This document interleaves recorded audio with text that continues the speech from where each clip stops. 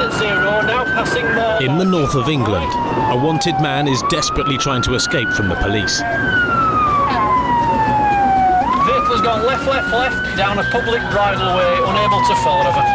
No, I'm like a bear with a sore head when criminals get away from me. But this driver hasn't yet got clean away. Above him is a police helicopter. Call sign Sierra Yankee 99. Currently the most formidable weapon in the fight against car crime. Coming down your side now, mate. Yeah, stand by. He's going to come out to your left side. Tonight, on board with the Sky Cops, Suspects now. We've got one going on. as they crack down on car criminals. Once the aircraft is overhead, you've probably got about a 95% success rate.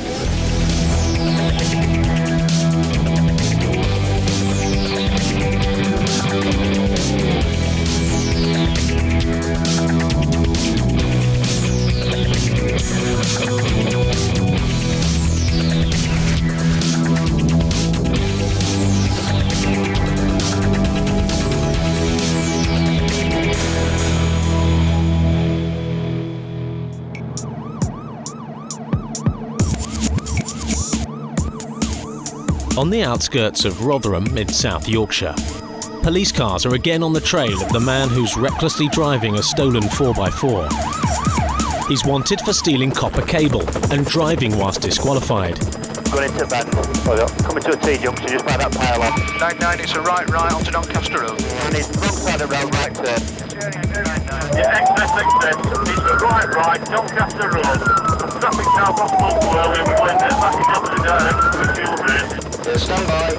Yeah, no worries, I've got him. South Yorkshire's police helicopter costs more than £4 million. It has a top speed of over 150 miles an hour and a crew of 3, a civilian pilot and 2 police observers. Front observer's primary role is to use the camera systems on the aircraft to gain evidence. So it's basically a camera operator. 99 going down onto Doncaster Road from Edmonstone Road. The rear observer basically does everything else from a police perspective, taking the details over the radios, working out routes, how to get there.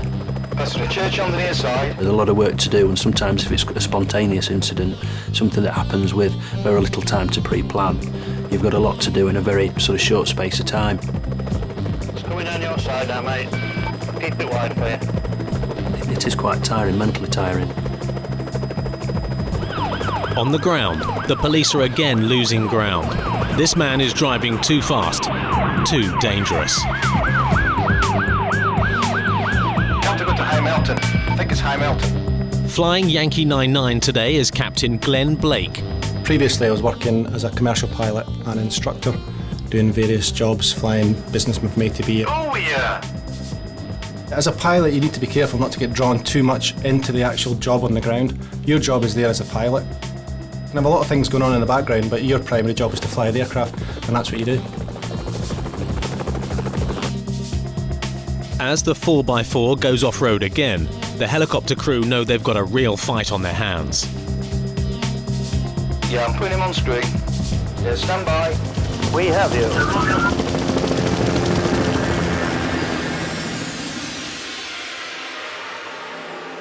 And they're sure the wanted man is no longer trying to shake off the police cars. He's realised the helicopter is onto him. Whether he could hear us or whether he could see us, I don't know, but he obviously at some point became aware that it was being followed from the air, if you like. Yeah, from Yankee 99 in good general direction of Edmonstone Road. I don't know whether he can actually get out of the road. If he can get out, he'll be boarded between a ring. What the desperate man doesn't know is that the farmer has put large stones all around his fields. Yeah, the track that comes out on that general direction, it's got some large boulders at the end of it. Oh, yeah. Yeah, from Yankee 99 in good general direction of Edmonstone Road. Don't know whether he can actually get out of the road. But officers on the ground. And he's found that he's blocked again by these boulders. He's basically driving around the field at the moment, trying to think of his next move. And his next move is not what the crew expect. He's making a phone call. We're looking sort of straight in through the driver's side door window, and you could quite clearly see that it was on his mobile phone, probably trying to arrange for somebody to come and perhaps pick him up from his hiding place. So there's only one reason he's on his mobile phone while getting chased by the police, so he's obviously not intending to stop.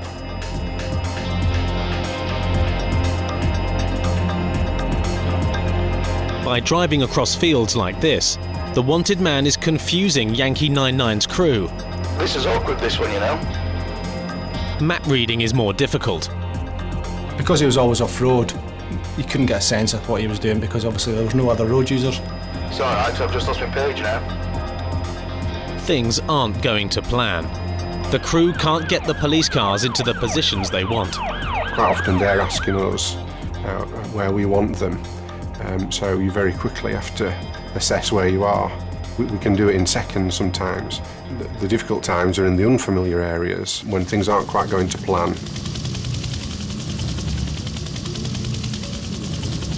Despite their A to Z problems, Yankee 99's crew are getting escape routes closed off. If you tell him it's beneath the aircraft, there's about 5 cars parked on the left-hand side. Yankee 99 is now boarding down the edge of the wood. There is an exit on Tankstone Road. It's going to come out adjacent to that van now. It's going to get out there. In fact, it's carried on in the field. The plan isn't working. Yeah, stand by. Oh, yeah, bugger. 99 going down towards Doncaster Road on Edmonstone Road. By taking to the main road again, the 4x4 driver has served notice that he is confident he can outsmart his pursuers. At the end of the day, it's in their interest to escape, isn't it? They don't want to go to prison. He's off-road again. If they can get away from the police, they may well avoid spending the night in the cells. Yeah, stand by. He's going to do a right turn. The man's next trick is again off-road, down a track where trains used to run. He's going on the bridge. Maybe the bridges will act as a shield. We were able, by a combination of using the camera system and repositioning the aircraft, to be able to sort of maintain contact with him, even when he did hide under the bridges. Yeah, no way, I've got him. We can see him. It looks like he's kind of a 3-point turn. At this stage, can't see where he can get off, although he is trying. The 4x4 driver has gambled badly. Up ahead there's a dead end, which only Yankee 99's captain can see. So as a pilot you can see slightly further ahead of what the observers can see. So you could see the gate and he had no intentions of stopping. There's a gate at the end here and he's going to have to go through it. And he has. 99 has tried to force his way through a barrier. He's out. One out. White t-shirt. Male white. Skinhead. Just crossing the railway line under Dearne Valley Parkway. I've lost him under the railway line. Okay, stand by. He's gone over the fence. He's gone into the trees, Turnskibridge Lane, adjacent to the railway line and the Dearne Valley Parkway. He's not come out, but we don't have visual. The equipment that we've got on the aircraft allows us, in certain conditions, to be able to see through the vegetation. 99, we've got visual again. It was a warm day. It was giving off quite a lot of heat. We were able to see him and keep contact with him, and ultimately talk Bobbies into where he was. Yankee 99, it's obviously seen you. He's come back out of the trees. He's now on the bank towards you. After half an hour trying to escape, in the stolen car and on foot, the wanted man has finally run out of options. He's given up. Cussed off. It is very tiring. If you can imagine sitting in the front of the aircraft looking at a 6-inch camera screen when the aircraft's turning left and right, getting higher and lower and dipping all around. It's a little bit like trying to be on an Alton Towers ride and read a book or read a newspaper. They would have lost that if it wasn't for us.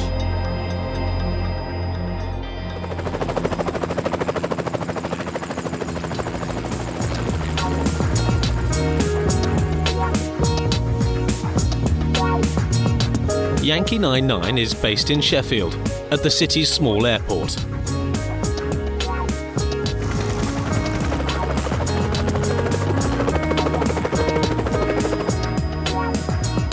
Police 33, good evening, nothing to affect your start. The outside air temperature +20. 4 pilots and 9 police observers work around the clock 7 days a week. The last sort of 3-4 months, work seems to have just increased really.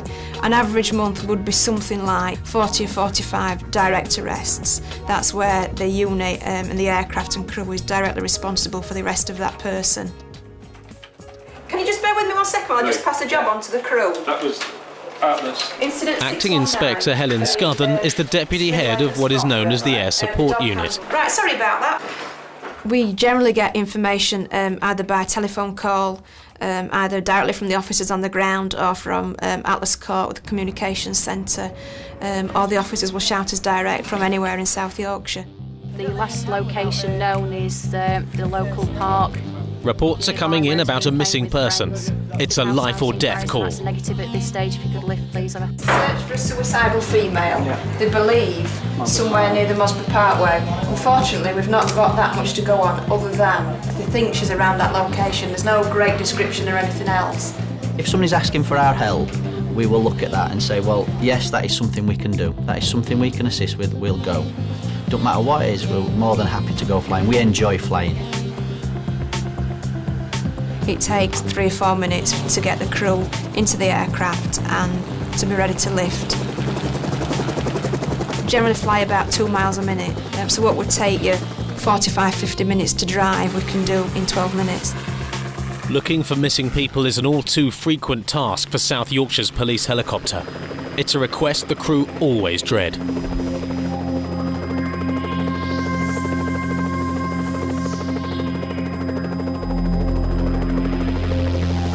Right, there's the nature is out type thing at 1 o'clock. Have we got any description? Have we got any We're just looking for a female. Nature is out. There's a lot of people knocking about though. There's stacks down there. Someone intends to do self-injury or self-harm to themselves. They're not going to tell everybody where they're going, or generally speaking, they don't tell everyone where they're going, so it's a very vague outlook.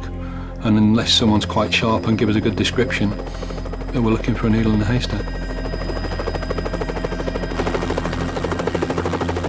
The crew haven't much time. Yankee 99 is wanted elsewhere. Sierra Yankee 99, I appreciate you're already committed. We do have another priority incident. It's a fail to stop. It's a stolen car. It's a red Honda Civic. RPG off showing at this time. But the crew aren't prepared to abandon their search for the missing woman yet. There's always something that will dictate to you which way you need to go. Any life and death emergency will always come first. Is there any update, and likewise, is there any description of this female? We have got quite a lot of people walking around this area of her. We have no description. The information was very sparse, and I was quite negative, I'll be honest, in that respect. Obviously, we don't really know what we're looking for, other than a female. Helen Scuthan is determined. She believes there's still a chance of finding their needle in a haystack. That's a young boy, isn't it, young kid? Yeah, Roger, what we have located is a female sat on her own, looking, I would say, very dejected.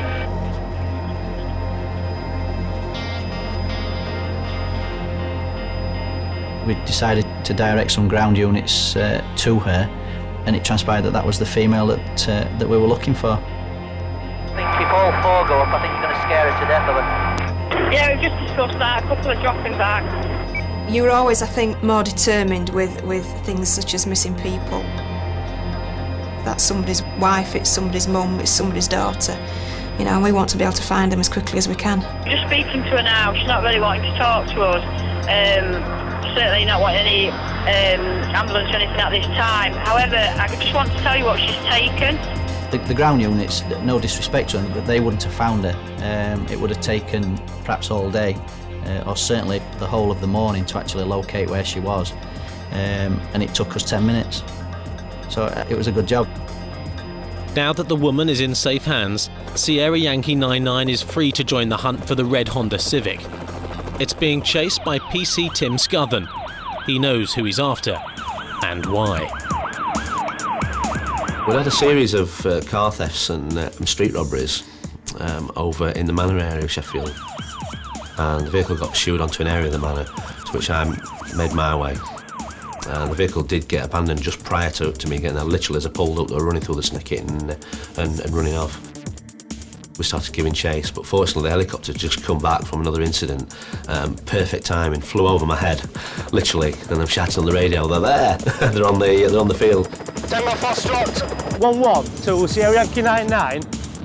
PC Scuthan is Helen Scuthan's brother-in-law. Tim's in the field. I always know when H is in there. I can hear the voice straight away. They're in there somewhere. It's a special kind of little bond. You can actually see one male running towards the main carriageway. Second male is at the side of the perimeter wall. Can we start running to him? The thieves are unaware that both Scuthans are now on their tail. They didn't think they were immediately followed. They didn't realise that I had such a cross view across the fields because all the houses had been demolished. So that I ran my little legs off, they were just sat in the helicopter filming everything. Roger, right, okay, have you got that, Ellen? I've got the D-shaped gate that goes into the... No, not there, forget that. Come out, come round. Caught on camera is one of the men, acting as if he is an innocent member of the public out for a stroll. And thankfully, just as the officers on the ground were about to lose sight of them, we picked them up on the camera. So we followed them to ultimately what the destination was. Suspects now. 2077, I think that's you. You're just following the lad now. They've both gone in that same shop. Tim Scuthan has caught up, and he too is now hot on their heels. Tim got to the door in time, went in and detained the first one. 99, can we have officers please to bottom of Fairley, junction with Cullabine Road. The second one who I'd got sight on, I weren't letting go. As soon as I got in, he was trying to change his jumper in the toilet. So I dragged hold of him, obviously pulled him out, and he was arrested straight away. While the arrest is going on at the front, Helen Scuthan and her crew are keeping an eye on the back. And just as well. There's one climbing out of the back, he's climbing over a fence. We're just following him now. Go the other side of that building. Yeah, officers, he's coming down to you behind that gate, you've got it. It was quite enclosed at the back, so had the aircraft not been overhead, we would probably never have seen the person coming out the back door. Tim's one of these people that is always out there. People would say he's lucky. Well, yes, he probably is lucky, but to be lucky, you've got to be out there doing your job, and that's exactly what he does. I feel a bit out of breath. I'm starting to realise I'm not as fit as I used to be. I feel like I was quite athletically fit as well, but I'm obviously not. No uncertainty from my perception of the air support unit that when they hear my voice, when they hear me doing a commentary, when they hear me in trouble, they do lift. They hear me and they go. You okay? Yeah, Roger. Excellent, right.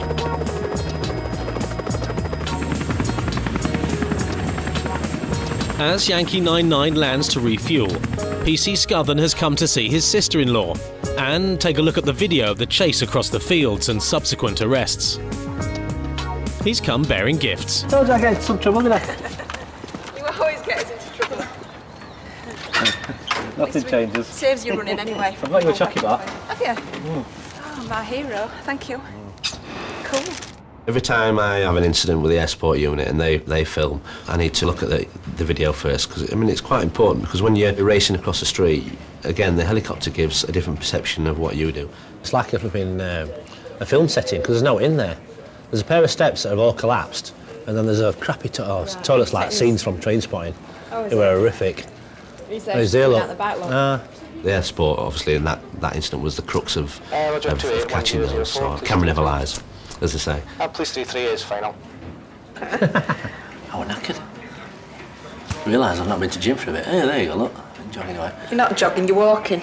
I'm jogging, well, walking now. Look, I'm jogging again, look. While the Scuthans consider the evidence, a call is coming in about a stolen car. Good morning, yes, Paul. Yes, Sierra 99. Can I have your assistance, please, with a fail to stop a vehicle's made off at speed from RPG? The stolen car is an Astra, which drove off when the driver of a police armed response vehicle tried to stop it. I've noticed this Astra, which it just needed to be stopped. The minute he saw us, he looked absolutely petrified. He looked at us and then looked away again. And as I've gone to turn around in a pub, turning area, I've looked in the rear view and he's just gone. He's absolutely floored it. Yankee 99's crew are already on their way. Engaged. Confirmed engine control switches. Confirmed both are flying. Confirmed. Defax. Video's recording. The Astra is being driven by a man Beside him is a woman. He's driving so fast and so furiously that PC Bort will have to back off. Never worth taking it to the nth degree. When the helicopter's above you, it's great because you can just ease off and you're not under as much pressure to keep up with it. 99 above, videoing and recording. No change, copy well lane. We picked it up as it was heading back into Sheffield, and he, at that point, is my guess, he didn't know we were there. We were quite high, he had his windows shut, he was just driving, he was concentrating on driving. And he kept on driving fast. We had nobody behind him, but he decided to keep on driving relatively fast. Yeah, 99, nothing dangerous at this stage, slightly excessive speed. Now west quadrant towards Hucklow Road, stand by. And he was always trying to get somewhere, but we had police cars coming from all directions, and he just wasn't going to stop unless he had to.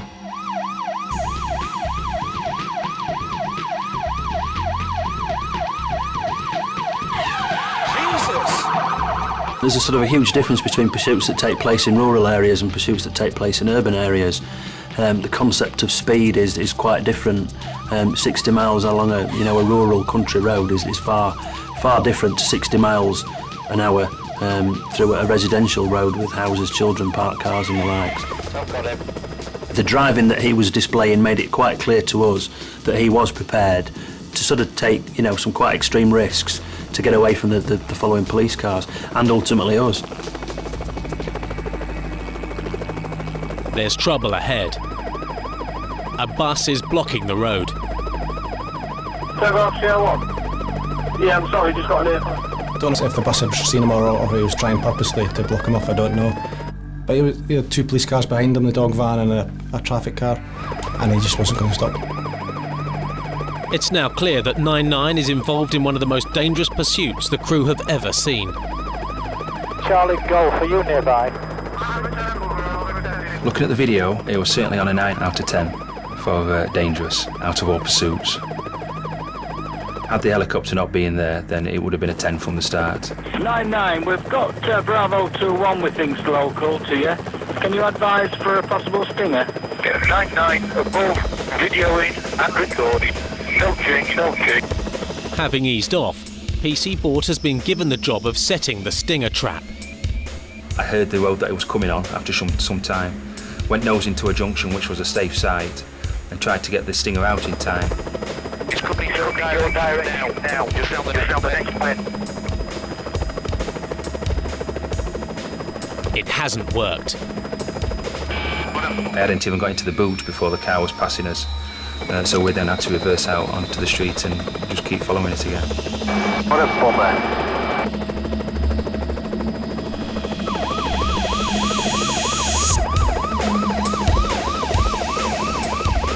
It tends to be the case nowadays that people know when the helicopter's above them. There's no getting away usually, but he just kept going and going. At no stage did I know why he was fleeing, why he wasn't stopping. 99, just spot the road. Stand by.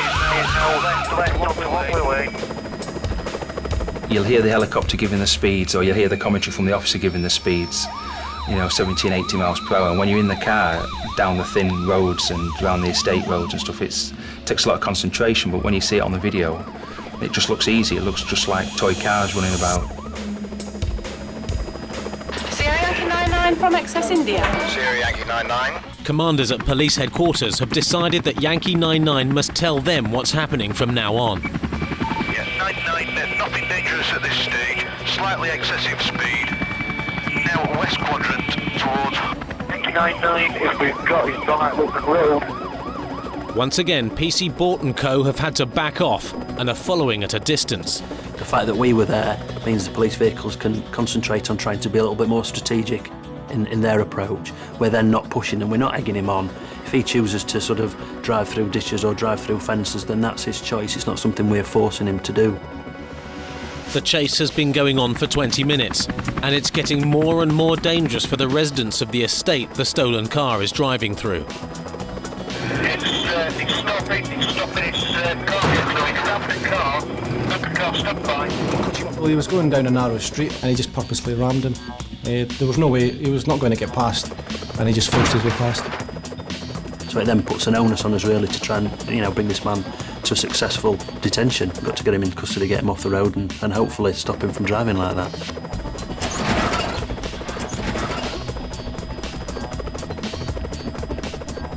The decision's been made. Stop the Astra by getting police cars ahead of him. Left onto Harris Avenue. Right onto Lockwood Crescent. Right here, he's got to come out to bottom down and out. Stand by, he's now left onto Lockwood Way. The net is closing, but the driver is becoming even more desperate. A sideswipe forces him into a bus shelter, wrecking the front wheel. 99, vehicle stop.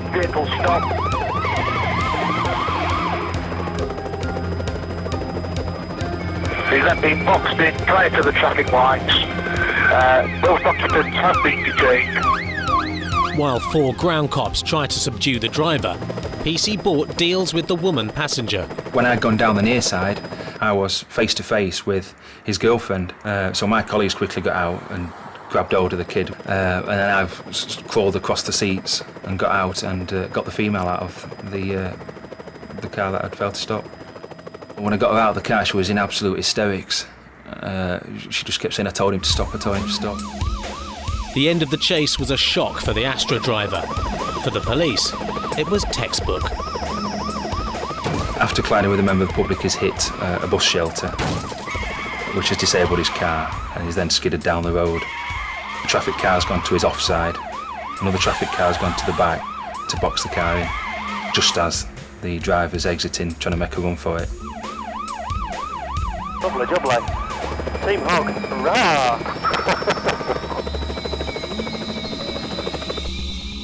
The thief's girlfriend is not the only hysterical person at the scene. The man whose car was sideswiped, bringing the pursuit to an end, is none too happy either. The driver of the vehicle whose wing mirror he clipped off also obviously decided that he wanted his 2 penn'orth worth, and it sort of came down to try and vent his spleen, if you like, at the offender as well. I was going feet first. With his straps on.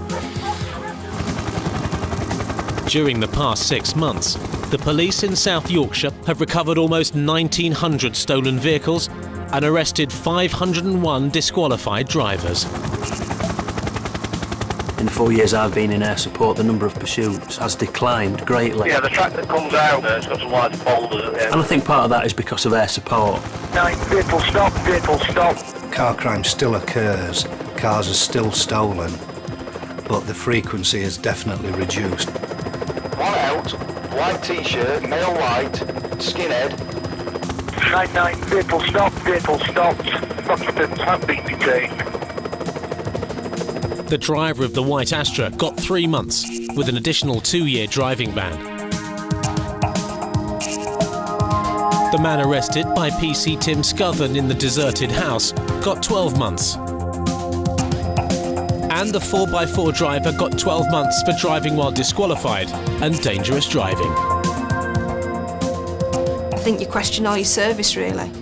From being a young beat officer, you wonder why sometimes people do what they do and why they do it.